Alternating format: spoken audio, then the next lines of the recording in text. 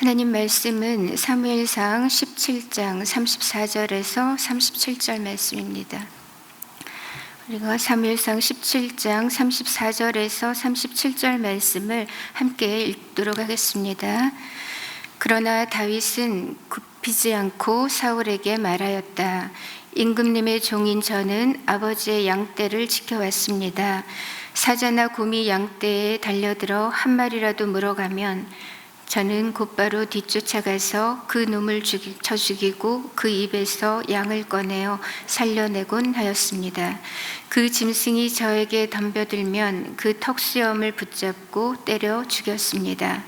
제가 이렇게 사자도 죽이고 곰도 죽였으니 저 할례 받지 않은 블레셋 사람도 그 꼴로 만들어 놓겠습니다. 살아계시는 하나님의 군대를 모욕한 자를 어찌 그대로 두겠습니까? 다윗은 말을 계속하였다. 사자의 발톱이나 곰의 발톱에서 저를 살려주신 주님께서 저 블레셋 사람의 손에서도 틀림없이 저를 살려주실 것입니다. 그제서야 사울이 다윗에게 허락하였다.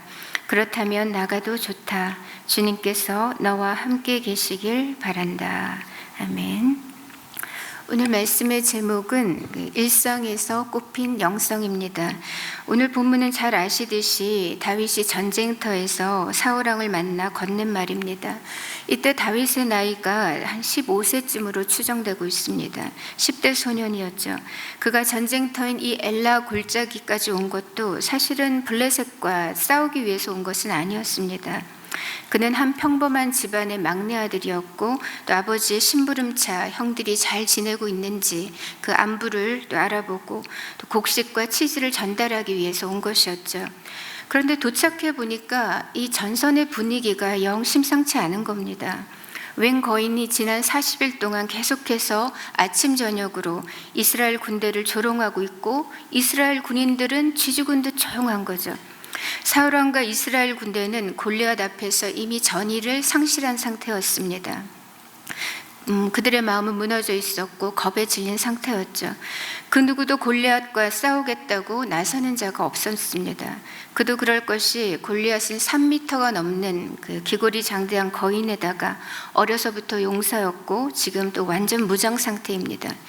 사울왕은 저 골리앗을 무찌르는 자를 자신의 사위로 삼겠다. 그리고 엄청난 이제 현상금도 걸고 세금 감면도 약속을 했지만 아무도 나서는 자가 없었던 것입니다. 그런데 오늘 한 소년이 겁없이 싸우겠다고 이렇게 나서고 있는 거죠. 급기야 사울왕 앞으로 나아가게 된 다윗은 오히려 사울왕을 위로했다고 했습니다. 그리고는 자기가 나가서 그 골리앗을 무찌르겠다 이렇게 말을 합니다. 사울은 말리다가 결국 싸우도록 허락을 하죠. 그리고 자기의 갑옷과 무기를 내어줍니다. 그러나 키 큰 그 사울 왕의 옷이 그 소년 다윗에게 맞을 리가 없죠. 결국 다윗은 모든 것을 훌훌 내던지고 그가 평소에 지니고 다녔던 막대기와 물매 그리고 돌멩이 5개만을 가지고 골리앗 앞으로 나갑니다. 그리고는 골리앗에게 이렇게 말하죠. 그 사무엘상 17장 45절에 너는 칼을 차고 창을 메고 투창을 들고 나에게로 나왔으나 나는 네가 모욕하는 이스라엘 군대의 하나님 곧 만군의 주님의 이름을 의지하고 너에게로 나왔다. 주님께서 너를 나의 손에 넘겨주실 터이니 내가 오늘 너를 쳐서 내 머리를 베고 블레셋 사람의 주검을 모조리 공중에 세워 땅의 들짐승에게 밥으로 주어서 온 세상이 이스라엘의 하나님을 알게 하겠다. 이렇게 패기 있게 외쳤습니다. 다윗은 하나님의 군대가 모욕당하는 것을 참을 수가 없었고 그래서 만군의 하나님을 믿는 그 믿음으로 나아갔던 것입니다.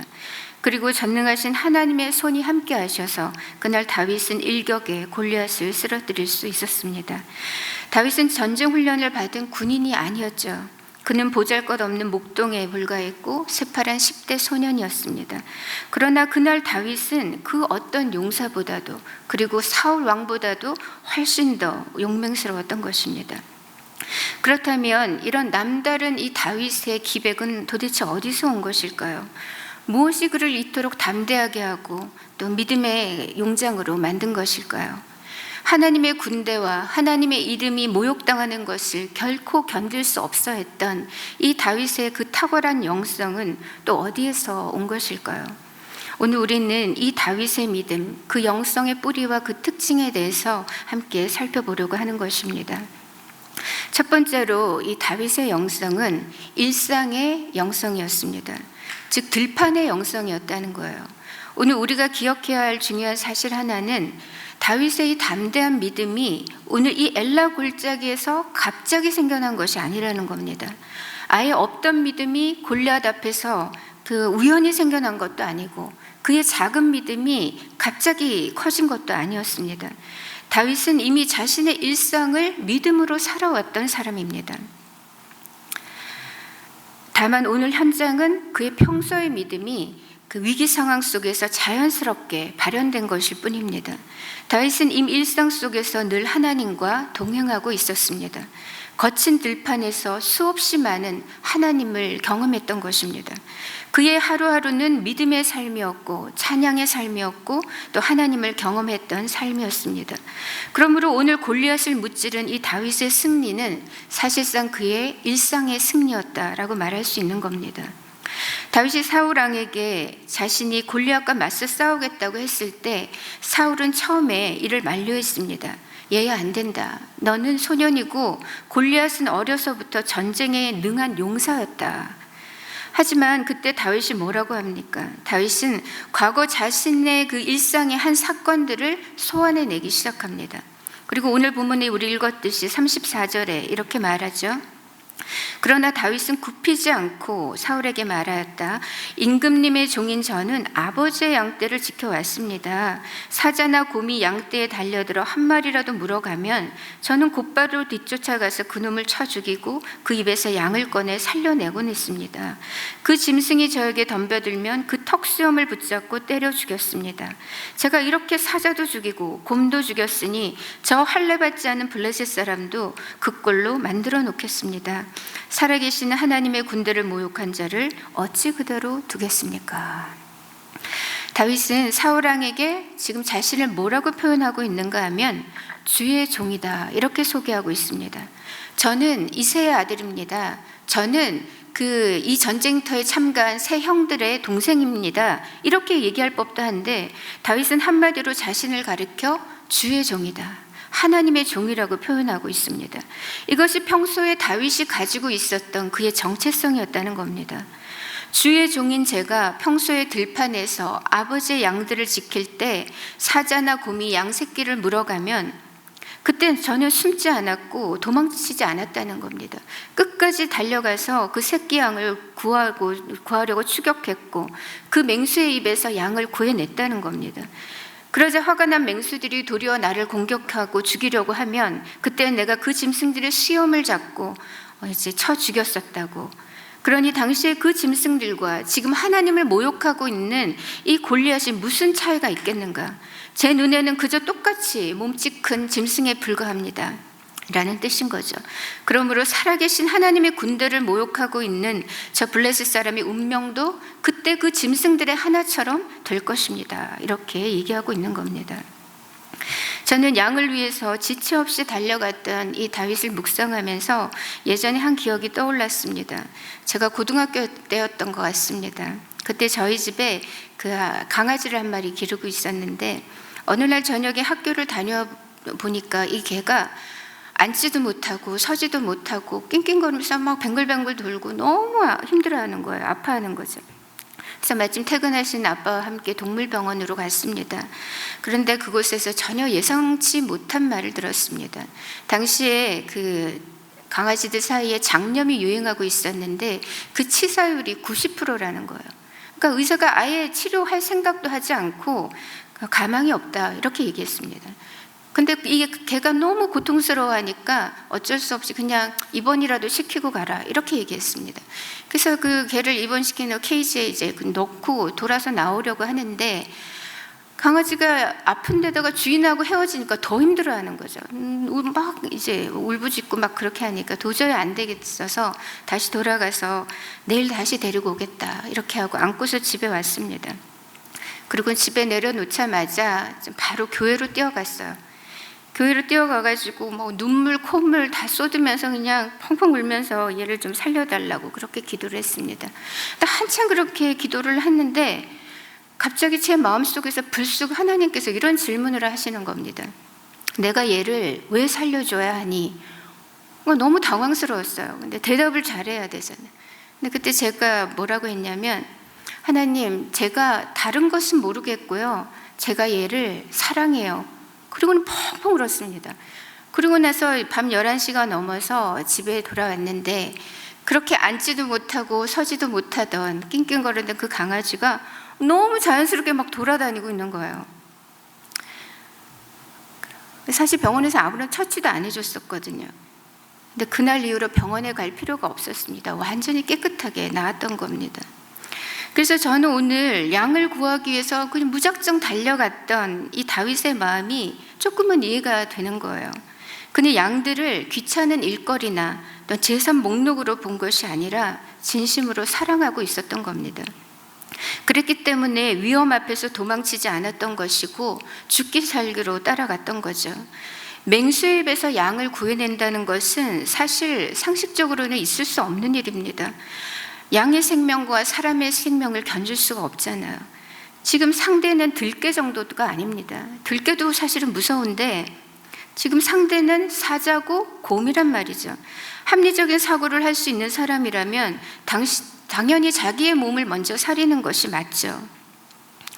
그런데 사자를 쫓아가고 곰을 추격하고 더군다나 이 맹수들과 육탄전을 벌인다? 그것은 너무나 위험하고 무모한 일입니다. 그런데 그럼에도 불구하고 다윗은 자신이 맡은 사랑하는 양들을 위해서 자기의 생명을 걸었던 겁니다. 예수님은 참 목자와 삭군의 차이를 이렇게 말씀하셨습니다. 삭군은 이리가 올 때 도망가는 반면에 선한 목자는 양을 위해 자신의 목숨을 버린다. 이렇게 말씀하십니다. 하나님께서는 언제 이 다윗을 이스라엘의 목자로 삼으려고 하셨을까요? 분명히 그때 그 들판에서였을 겁니다. 양들을 살려내겠다고 겁없이 달려갈 때, 하나님을 의뢰하며 맹수에게 물맷돌을 날릴 때, 그렇게 끝까지 자기 양들을 위해 싸우는 그 다윗을 보면서 하나님은 그를 분명히 유심히 보셨을 겁니다. 아, 저 아이라면 나의 양떼를 잘 보살펴 주겠구나. 다윗이라면 내 사랑하는 백성들을 맡길 수 있겠구나. 그렇게 생각하신 겁니다. 다윗은 일상에서 좋은 목자로 또 선한 목자로 살았던 사람입니다. 이런 다윗의 모습은 훗날 사울을 피해서 도망자로 살아갈 때도 고스란히 나타나고 있습니다. 질투심에 사로잡힌 사울은 10수년간을 다윗을 추격하잖아요. 죽이겠다고. 왕이 되어서, 그것도 장인이 되어서 다윗을 죽이겠다고 그렇게 혈안이 되어 살았습니다.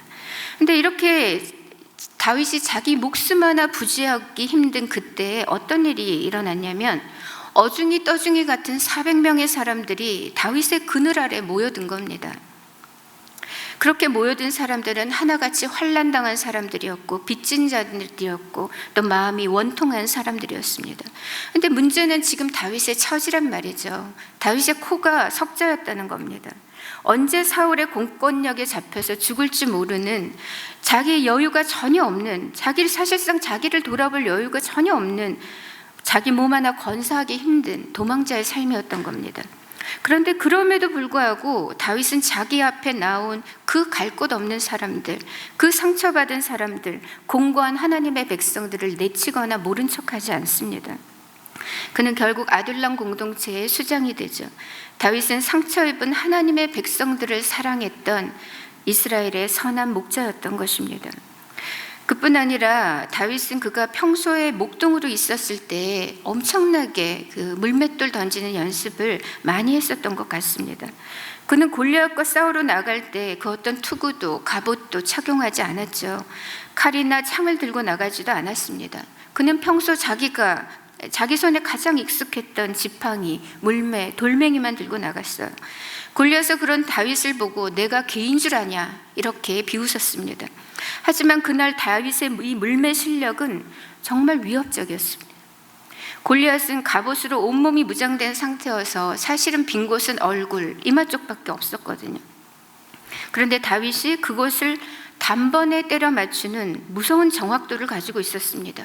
뿐만 아니라 돌멩이로 2번도 아니고 골리앗의 머리에 단 한 번에 박아버린 파워를 가지고 있었어요.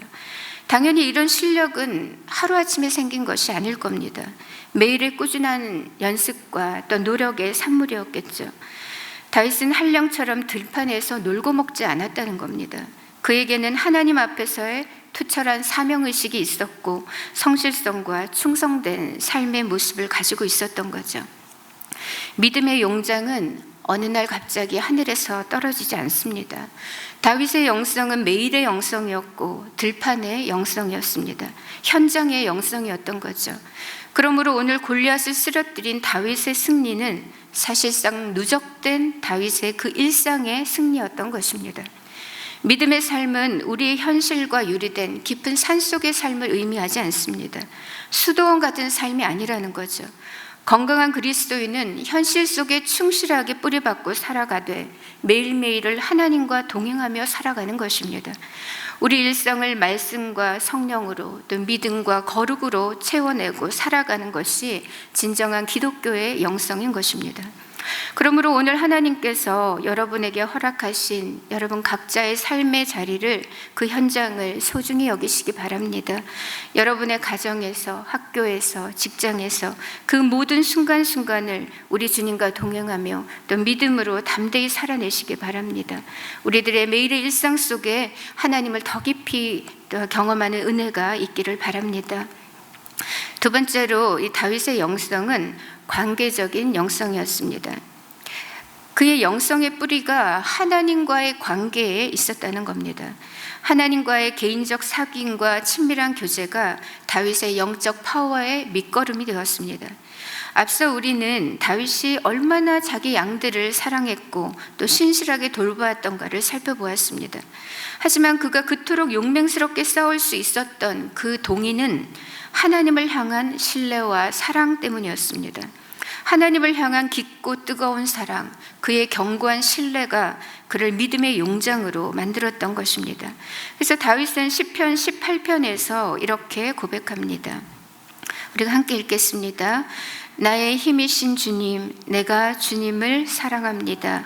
주님은 나의 반석, 나의 요새, 나를 건지시는 분, 나의 하나님은 내가 피할 바위, 나의 방패, 나의 구원의 뿔, 나의 산성이십니다. 나의 찬양을 받으실 주님, 내가 주님께 부르짖습니다. 주님께서 나를 원수들에게서 건져 주실 것입니다. 아멘.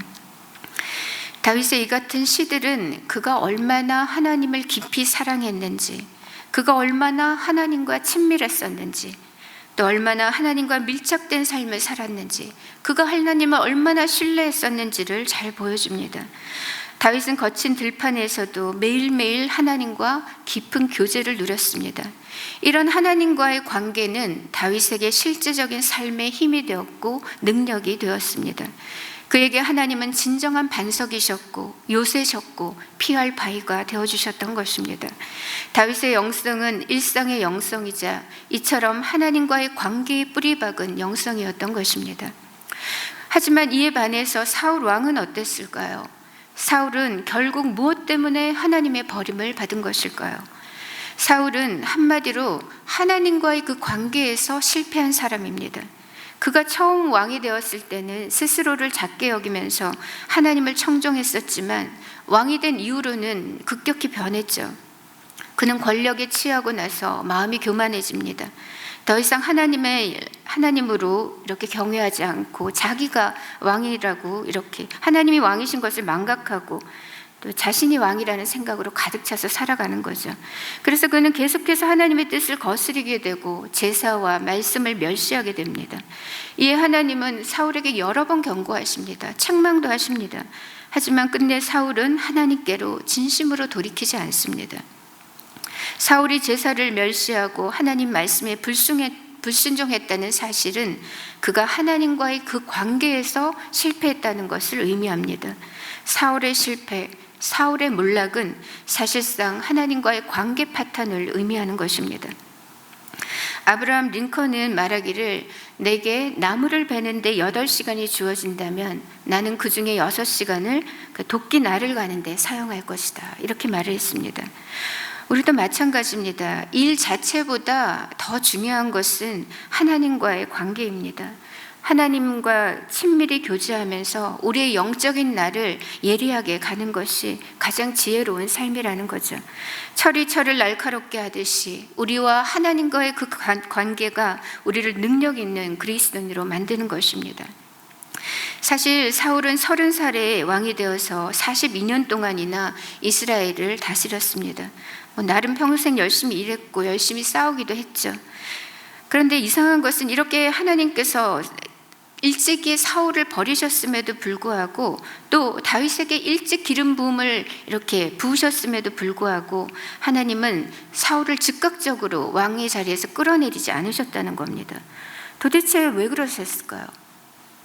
그것은 한편으로는 다윗을 단련하는 훈련의 시간이 되었던 것이고, 다른 한편으로는 그만큼 이 사울에게 돌이킬 기회를 무수히 주셨다는 것을 의미합니다. 문제는 왕의 자리에 얼마나 오래 길게 앉아 있는가가 아닙니다. 하나님 앞에서 어떤 자세로 또 어떤 관계성 속에서 그 사명을 감당하고 있는가, 이것이 중요한 거죠. 사울은 영광스러운 이스라엘의 초대 왕이었지만 하나님과의 그 개인적인 관계에 실패하면서 결국은 하나님의 버림을 받고 그의 삶은 몰락하고 맙니다. 그리스도인에게서 가장 중요한 것은 언제나 하나님과의 친밀한 교제입니다. 그분 안에 거하며 그분을 만끽하고 누리는 것입니다. 이것이 무너지면 우리의 모든 삶도 서서히 무너지게 되는 거죠. 눈에 보이지는 않지만 하나님을 사랑하는 것, 그분을 가까이 하며 그분과 동행하는 것이 가장 중요한 성도의 능력이 되는 것입니다. 다시 본문으로 돌아가서 오늘 37절 말씀 보겠습니다. 다윗은 말을 계속하였다. 사자의 발톱이나 곰의 발톱에서 저를 살려주신 주님께서 저 블레셋 사람의 손에서도 틀림없이 저를 살려주실 것입니다. 지금 다윗은 자신이 맹수들의 입에서 양을 구출해냈던 그 사건을 떠올리면서 정말 중요한 고백을 하고 있습니다. 다윗은 그때 일어났던 그 일이 나의 힘과 나의 능력으로 된 것이 아니라 여호와께서 나를 건져내신 사건이라고 고백합니다. 그러므로 그 구원의 하나님께서 이제도 나를 저 블레셋 사람의 손에서 응당 건져내실 것을 확신하고 있는 거죠. 다윗은 자신의 그 탁월한 물매 실력을 의지하지 않았습니다. 어떤 요행이나 자신의 노련함을 의지하지 않았습니다. 내가 뛰어갔고 내가 쳤고 내가 싸웠고 내가 구해낸 것 같지만 사실은 내가 한 것이 아니라 하나님께서 하신 것이다 라는 고백입니다. 나와 함께 하신 하나님의 능력으로 이겼다는 말인 거죠. 다윗에겐 하나님을 향한 무한한 신뢰가 있었고 믿음의 고백과 감사와 찬양이 있었던 것입니다. 이 같은 다윗의 담대한 믿음은 하나님과의 관계에서 비롯된 영성임을 이제 보여주는 것입니다. 지금까지 우리는 다윗의 영성이 일상의 영성이었고 또 관계적인 영성임을 살펴보았습니다. 마지막으로 다윗의 영성은 성령 충만의 영성입니다. 다윗이 이스라엘의 선한 목자가 될 수 있었던 이유, 그가 하나님 마음에 합한 왕이 될 수 있었던 이유는 그가 성령의 사람이었기 때문입니다. 사무엘을 통해 기름 부음을 받은 후로 다윗은 하나님의 영에 크게 감동을 입습니다. 그 후로 성령의 사람으로 살아가게 되죠. 일평생 그가 가장 두려워한 것이 있다면 그것은 짐승도 아니었고 전쟁도 아니었고 살해 위협도 아니었습니다. 그것은 다윗이 자기의 죄 때문에 주의 성령께서 나를 떠나시는 것, 그것을 가장 두려워했습니다. 그래서 시편 51편 10절에서 다윗이 이렇게 고백합니다. 아, 하나님, 내 속에 깨끗한 마음을 창조하여 주시고 내 속을 견고한 심령으로 새롭게 하여 주십시오. 주님 앞에서 나를 쫓아내지 마시며 주님의 성령을 나에게서 거두어 가지 말아 주십시오. 이렇게 간구합니다. 다윗의 진정한 위대함은 그가 성령님을 귀히 여기며 성령 충만을 갈망하고 성령께 이끌린 삶을 살았다는 것입니다. 골리앗을 이긴 승리의 원동력은 다윗이 성령으로 충만한 사람이었다는 것에 있습니다. 그런 반면에 사울은 그 자신이 먼저 하나님을 저버렸습니다. 그리고는 돌이키라는 하나님의 권고를 계속해서 거부했죠. 그러자 결국 하나님의 성령께서 이 사울 왕을 떠나시고 그와 동시에 악령이 사울을 지배하기 시작합니다. 그렇게 악령이 붙들린 사울은 늘 괴로웠고 불안했고 두려워했습니다. 광기에 사로잡혀서 다윗을 죽이려고도 했죠. 사탄은 사울을 이용해서 다윗을 제거하고 싶어 했습니다. 그래서 장차 다윗의 자손으로 오실 그 메시아의 길을 차단하려고 했던 거죠. 우리에게 영적 회색지대는 없습니다. 하나님의 영이 역사하지 않는 곳에는 반드시 악령이 판치게 되어 있습니다. 그러므로 오늘 우리 주의 성령께서 우리 자신과 우리 자녀들의 마음과 삶을 온전히 또 깊이 다스려 주시기를 바랍니다. 성령께서 우리 은혜 선물 공동체 위에 자정해 주시고 충만히 임재해 주시기를 소망합니다. 악령의 지배에 괴로워했던 사울은 다윗의 연주를 듣고서야 해방감을 얻습니다. 다윗의 수금 연주가 시작되고서야 사울을 휘젓던 악령들이 떠나가기 시작합니다.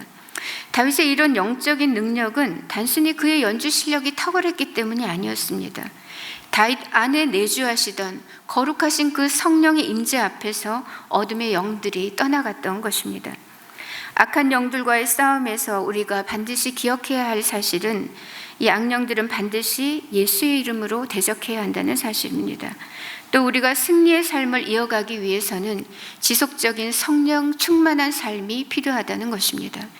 그러므로 사랑하는 성도 여러분, 무엇보다 성령의 사람이 되시기 바랍니다.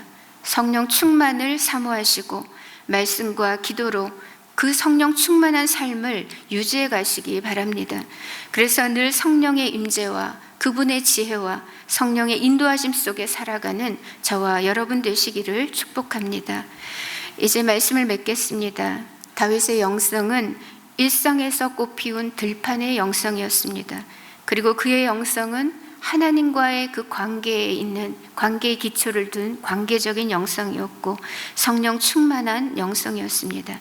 그는 매일매일 일상 속에서 하나님과의 깊고 친밀한 교제를 누렸고 항상 성령과 동행하고 성령으로 충만했던 이스라엘의 선한 목자였습니다.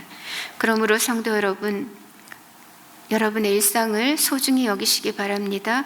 여러분의 일상을 오늘 우리 주님과 공유하시기 바랍니다. 그리고 우리 주님과 함께 오늘을 그려나가시고 우리의 하루하루가 온전히 주님의 것이 되어지게 하시기 바랍니다. 매일 순간순간을 하나님과의 친밀한 사귐 속에 살아가며 또 성령 충만한 삶을 이어가는 복된 저와 여러분 되시면 좋겠습니다. 이 시간 우리가 말씀을 기억하면서 함께 기도했으면 좋겠습니다. 하나님, 저와 우리 자녀들과 우리 가정이 일상을 주님과 동행하는 삶을 살아가게 해 주옵소서. 또 하나님과의 깊은 사귐을 만끽하고 하루하루의 삶이 성령 충만한 삶이 되게 하옵소서. 이렇게 기도하겠습니다. 그리고 아울러서 이제 3월입니다. 새학기 또한 새학년이 이제 열렸는데 우리 다음 세대가 하루하루 일상 속에서 믿음으로 살아내고 하나님과의 관계가 더욱 돈독해지고 또 성령께서 이끄시는 삶과 성령의 열매를 맺는 삶, 성령 충만한 삶을 살아가기를 우리가 함께 기도하겠습니다. 우리와 우리 자녀들과 우리 가정이 이러한 삶을 살도록 우리가 함께 중보하며 나아가도록 하겠습니다.